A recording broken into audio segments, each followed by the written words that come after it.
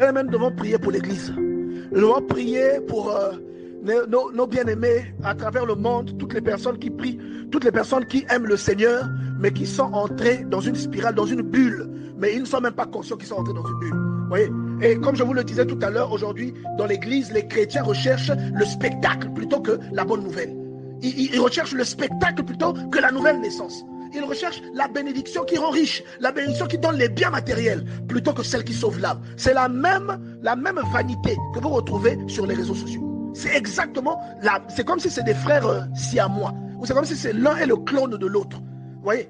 Et aujourd'hui, dans les églises, les auteurs de faux miracles, leurs églises sont remplies plus que les églises là où les gens prêchent la parole en vérité. Vous voyez? Et les chrétiens qui y vont savent pertinemment que ce sont des faux miracles, qu'il y a un esprit de divination. Mais ils y vont quand même parce que l'église est belle, parce que la chorale chante bien, parce que les fidèles s'habillent incroyablement bien, parce que le pasteur est beau, parce que le pasteur parle bien, parce que le pasteur est charismatique.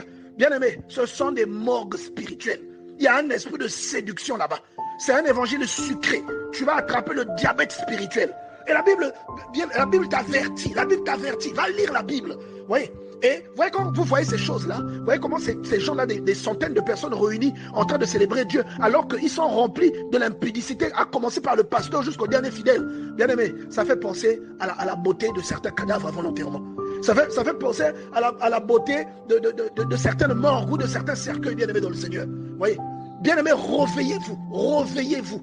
Parce que la beauté qu'on fait aux cadavres ne les ramène pas à la vie.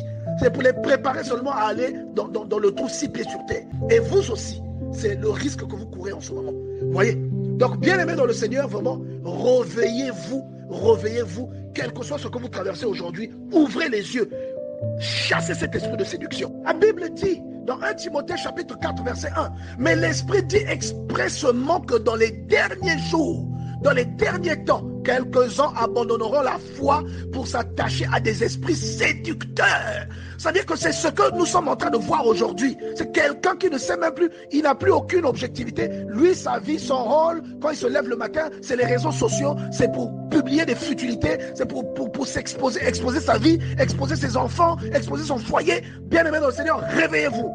Et il y a des gens, des chrétiens parfois, au lieu de suivre la parole, au lieu d'aller là où la parole peut l'aider à naître de nouveau, peut le conduire vers la transformation, vers la repentance, il va aller là où on ressuscite les morts. Il sait que ce sont des faux miracles, mais c'est là-bas qu'il ira. Là où on va lui extorquer de l'argent, c'est là-bas qu'il ira. La Bible dit que quelques-uns abandonneront la foi pour s'attacher à des esprits séducteurs. Ces esprits-là ne viennent pas de Dieu, bien-aimés dans le Seigneur. Vous voyez, ça ne vient pas de Dieu. Lisez la parole de Dieu. Même dans le noir, vous serez comme si vous avez porté des lunettes infrarouges. Vous voyez?